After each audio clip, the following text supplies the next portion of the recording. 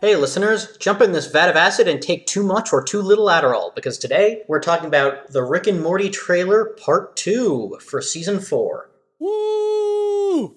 I am Joe. I'm Brandon. And I am... You can say Toby, it's okay. No one's gonna hurt you. I have PTSD after my fucking coworker sent this shit to my work group chat. We talked about this last time, but he sent, like, the worst possible episode. Was it the Sesame Street one? No, the Sesame Beast. Street one? Oh, fuck.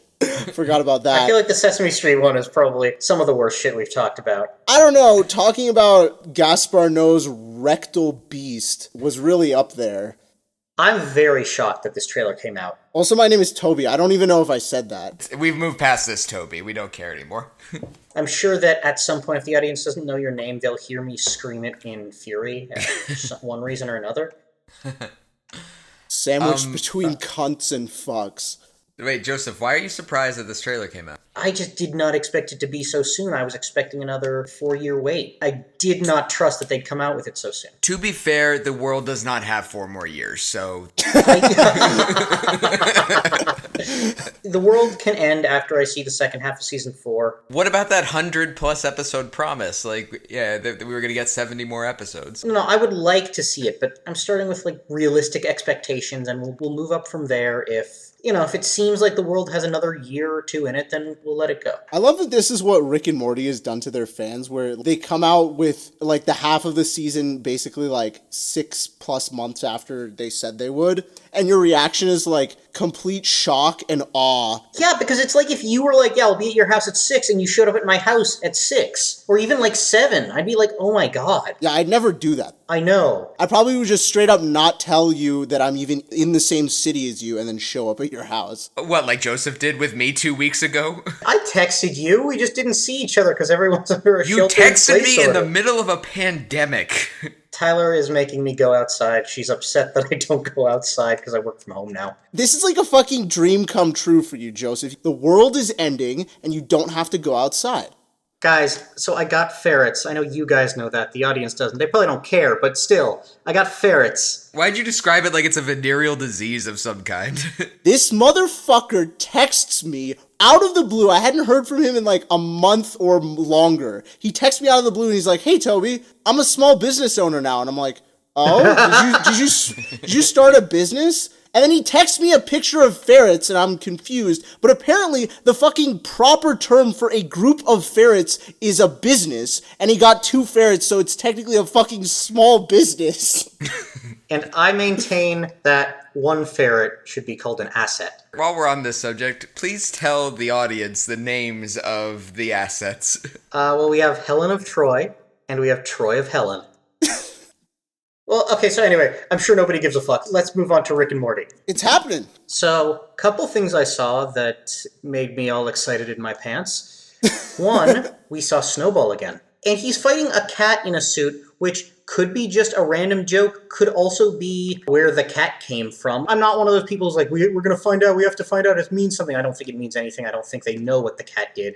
I don't think the writers know or anything like that. It's like the corn on the cob joke. But was it the same cat? Probably not, but we're here to come up with dumb theories, so let's just say yes. I don't know, it doesn't look to me like the same cat. This one is clearly a Persian and that other one was clearly a tabby. I don't know if you know what you're talking about at all. But, I don't, I'm bullshitting you. I don't know my cats, I don't know whatever, but I do know that it's probably not the same. But it would be interesting if it was. Yeah, that would be a fun callback. Might not even be the same dog. Might just be some random white dog in a suit. Honestly, it could also be a Morty's Mind Blowers, which would disappoint me. I want to have a Snowball episode. I do want another Morty's Mind Blowers, though. No, I do too. I wouldn't be disappointed by a Morty's Mind Blowers episode. I just want Snowball as well. Speaking of callbacks, I have a theory about these next 5 episodes based on this trailer. Literally, the opening shot is a legion of Ricks all standing at attention like soldiers. I think we're going to see Evil Morty. I remember there were talks of disturbance in the Rick and Morty's writer's room, so I don't know what their timeline is, because I really doubt they're going to do 100 more episodes or 70 more episodes or whatever they were renewed for. I guess 65 at this point. What do you mean a disturbance in the Rick and Morty? Like in the Force. Like, I have no idea what you meant. Just Roiland and Harmon not getting along and... Oh, that? Yeah. But that's been a thing for a while. You try working with Justin Roiland or Dan Harmon, and like after a long enough time, you'll have a tough time too. So we have Snowball, we have maybe Evil Morty, and we have... Tammy. Tammy. Evil Jedi Tammy. If Evil Morty comes back, it may well be in the same episode as Tammy. Like, it may be like one of those big episodes where it's like she's an agent of the feds, and... Yeah, like a finale. Yeah, I would like to see... I think every Rick and Morty fan ever wants to see Tammy's head on a stick. I am very curious where they're going to go with that. We get to meet Phoenix Person. Ooh, there might be a cool heat moment where they're like staring at each other. You know what I mean? What, a showdown? yeah, just a showdown. I don't know why I needed some esoteric reference to describe something that everyone knows. Yes, you're right. There may be two people staring at each other. Sounds way less exciting when we put it that way. I'm excited for that. I'm excited to see Snowball. The episode that seemed to feature the most was this head crab episode. Facehuggers, we'll call it. Yeah, we're finally getting at least a pseudo-alien crossover. They've got that. They've got like the Gundam suits that are going to be going in there, which I am so excited for. I'm wondering if they're going to do another Game of Thrones episode. Probably not. It's over. It's been over for a while, and I know that past them don't know that. Well, yes, but they do have like a clip of Rick playing with a giant white direwolf-looking thing. I assume that would be part of the Snowball episode. That would be cool. There'll probably be some Game of Thrones jokes. Like, they'd make a reference to it if he's fighting what looks like a direwolf. So, Facehugger episode looks like it's not humans, and it looks like Summer is somehow ruling them. So I'm wondering what's going to happen there. Wait, was that the same episode? Yeah, if you pause there, you'll see the Facehuggers are serving Summer. Oh, yeah, you're right. This is 41 seconds in. Are the Facehugger aliens all like the same species of alien? Looks like it. They're the Facehuggers, and then there's the pink guys whose faces they're hugging. Yeah, the pink guys. Is this just like all localized to like one planet, do we think? I think so. Like, it seems like the kind of thing that would be like how in the Unity episode, it's like they get a distress call and they want valuable shit. Or it could be kind of thing where Rick's trying to make some money and he winds up causing this. I don't know. I do think that putting that thing on your face is horrifying. I think that voluntarily putting that thing anywhere near your face is really fucking scary. Like, that's the worst kind of way to die. Are we talking about, like, touching our faces now, or...? What? No, not fucking coronavirus. I'm talking about the facehugger. Yeah, I know. But since we're here, hear that, audience? Don't touch your face, because it's a horrible way to die. There was that one guy who survived the Spanish flu and the Holocaust who just beat coronavirus. Holy shit, you serious? Yeah, it was basically pretty awesome. this guy has just achieved demigod status at this point. Yeah, I don't think he can die. You know, the way this fucking year is going, he's probably gonna trip on a banana peel and kill himself. Look, at least that would be funny. Like, at least slipping on a banana peel is a funny way to die. I'm sorry, we should cut that. That sounds really more fucked up than I meant it. It's only funny as if with your last breath you look at everybody and go, ta-da!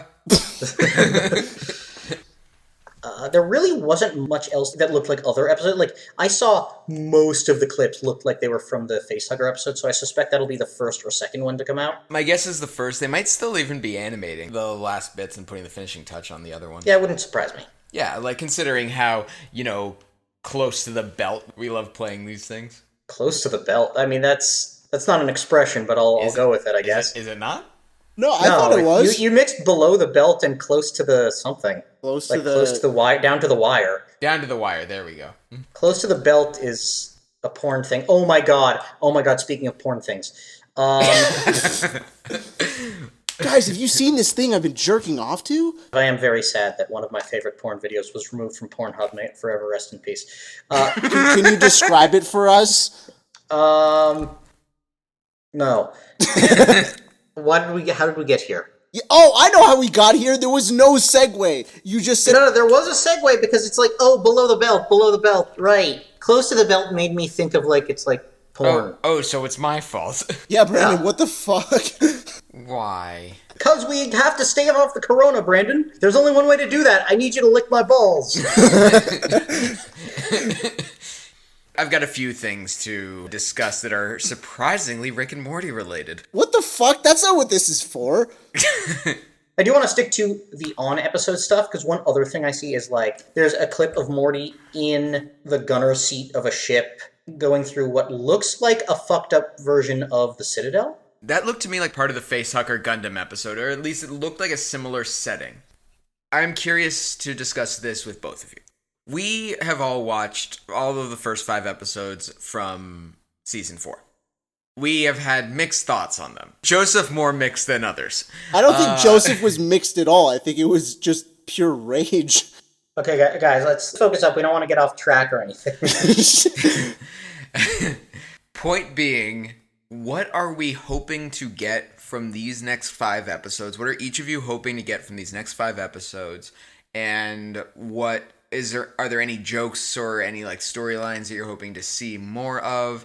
And what's going to bring this season to the pantheon of great Rick and Morty seasons for you? One of my biggest problems with the last season was that they were trying different things structurally in the episodes, which is not necessarily bad. I thought the Rick Lantis mixed up the Citadel episode with the second appearance of Evil Morty. That mixed up the formula a lot, but it was also That was fantastic. I thought it was a really good episode. But with the past 5 episodes, more so the final 3, they mixed up the formula, but I thought it ultimately made the episodes weaker. I thought the storylines weren't as creative. I thought that structurally they kind of meandered. They weren't nearly as tight as like season 1 and 2 and most of season 3 for me. And I would like to see them continually pushing the structure a little bit to mix it up and keep it interesting. But I just hope that they tie it together better. Also, I hope they come up with more creative insanity. The creative insanity that I love about this show is missing a little bit from those 3 episodes I mentioned. So yeah, creative insanity for Toby. And Joseph, what's the thing that you want? I want some more Rick Lantis mix-up. I want to know what Evil Morty's doing. I want to know how Bird Person's doing. I want to know what Tammy's up to. You know, I'm all about story. I'm hoping that we get 3 of 5 of these are Rick and Morty standard good. And, the other 2, I'm sure they'll still be funny, but, that's what I'm hoping for. I'm hoping 3 out of 5. That sounds like a low bar, but, it's not. It's hard to be funny. That's why I choose not to do it. All right, no, I feel that. What's yours, Brandon? What would you like to see from these next 5 episodes? So I'm kind of in the same camp as Joseph of I would like them to bring it back to the storylines that we have been working with and have been running themes. Basically the things that really pin us to these characters. So Phoenix Person, Tammy, Snowball even though we haven't seen Snowball since season 1. Oh no, I love seeing people who you haven't seen in a while. I want the larger storylines that we've tied to our characters to kind of come back and give them some weight. As much as a one-off episode like the toilet episode can give us depth into Rick, I kind of want the larger story. Agreed. The larger storyline that we have been working with and the larger things that mean something to Rick and or Morty. I agree. And real quick, I wanted to clarify something before when I said, I love seeing people you haven't seen in a while. I just want to clarify that. I mean that strictly on the show. If I know you from my personal life and we haven't seen each other in a while, that's okay. It's not personal, but leave me alone. Dude, we're all trapped inside for a month, probably more at least. Why is it a PSA that needs to happen now? Joseph Nemitz, the only person on this planet who's actually enjoying working from home this much. Look, I've been training for social isolation for decades now. I'm a writer. This is literally my job, is to do what I'm doing right now. I know, it's great. Isn't it? Yeah, honestly, as someone who's pretty extroverted, I am actually loving this. I do feel bad for Tyler because she's not having a good time. Well, yeah, she's trapped all day with... Well, no, also, she grew up in a house with 7 people. There was never not somebody around. So when it's just me who needs long breaks of time between any form of social interaction, When we were in high school and I would come over to your house and I would sleep over, you would get to a point around maybe the 20-hour mark where you would just look at me with dead eyes and be like, get the fuck out of my house. Yes. So I'm curious how that works now that you live with your girlfriend. Well, it's harder to tell her to get the fuck out of his house. Yeah, it is harder to tell her to fuck off. That's the main difference, I guess. It's tough. I love her, but like there's times I have to hang out with her because it's like I know that's what she needs, and like I don't want to be an asshole. But there's times when I'm like, no, I just absolutely can't. I need everybody in the universe to leave me alone, and I will kill the next person that says a word to me. But all animals are welcome. And then you see Troy of Helen dragging his fucking litter across the living room, spilling it everywhere, and you're like, God damn. Those devious little fuckers, Troy and Helen, worked together to move a 10-pound bag of litter, and they spilled it all over my fucking rug. Honestly, I'm just happy that they are partners in this. I know. That honestly warms my heart. Just knowing that they're in agreement. They are united in their effort to make your life difficult. And that actually warms my heart. So we've established what we want from this season. We've kind of talked about what we saw, which mostly seems like one episode. Any other specifics, or should we move on to Rick and Morty related news? Go on. All right. Well, for our listeners, we also like to keep tabs on the Rick and Morty creatives and what they're doing. So just a few headlines. Jeff Loveness, who wrote Claw and Hoarder Special Rickens Morty, has been tapped to write the next Ant-Man movie, Ant-Man 3, which is going to be awesome because those are always so much fun. More in line for Rick and Morty fans, Justin Roiland and one of our favorite writers from Rick and Morty, Mike McMahon, have teamed up to create a new show called Solar Opposites, which will be coming to Hulu on May 8th. The voice cast includes Justin Roiland, of course, and also Silicon Valley's Thomas Middleditch. Hey! Nice. Along with... Big fan of yours. Along with the Goldbergs, Sean Giambrone. It is I, Penis Anthony Dublinier. And comedian Mary Mack. It looks very similar to Rick and Morty. It looks on it like that's not a criticism. It's just an observation that it looks very much like it just sounds like Rick and Morty with extra steps. It seems very similar to Rick and Morty. It seems like the beats of the humor will be different, but yeah, like similar sci-fi themes and definitely similar tone. I think this is going to be like Rick and Morty leaning into Justin Roiland's sense of humor a bit more than Dan Harmon, because Dan Harmon is not involved. This looks like more of Justin Roiland's pure id than Dan Harmon's comedic meta story structure. Joseph, what did you think of him rushing home, killing dozens of people just to say, we don't have noses? Hitting an ostrich along the way, by the way. Oh, I forgot about that. I also really love when the world's falling apart, they arrive home and he says, wait, we can't park here. We can't park here. There's street cleaning tomorrow. Honestly, the home setup reminds me so much of American Dad that I'm just like, it feels like a reverse American Dad of an alien family with a human living with them. The reverse American Dad is my favorite sex position. Also, Brandon, you're absolutely right. It does. So yeah, that's coming on May 8th. That's going to be fascinating. There's 8 episodes, I think.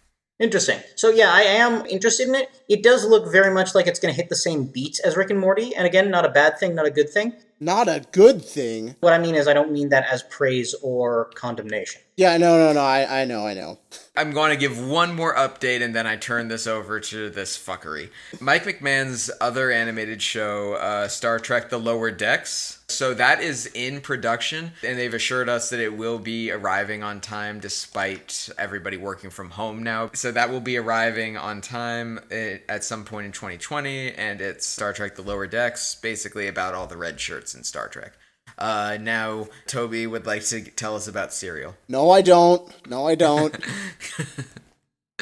going to be very interesting how Joseph selectively edit this. Please selectively edit this. I trust you'll use your best judgment. Nope, this is going up raw. 3-hour podcast. Raw and uncomfortable. 80% talking about obscure, horrifying pornography. It's not going to be obscure after this podcast. This shit's going worldwide.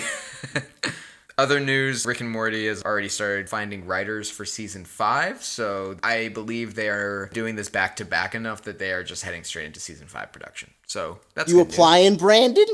There is literally no way they would ever hire me, but yes, I would love to work for Rick and Morty. So if any Rick and Morty person is listening to this, hire me. That would be amazing, because then we could absolutely, like, trash the episode you wrote. Let's see. Do we have anything else? I'm excited for the season. I'm excited for this plague to be over. I'm excited for The my sweet own release demise. of death. We both went there. Good. Yeah. Anybody got anything to take us out? Nah. That sound. All right. Well, thank you so much for tuning in, listeners. This has been the Daily Squanch. I'm Brandon.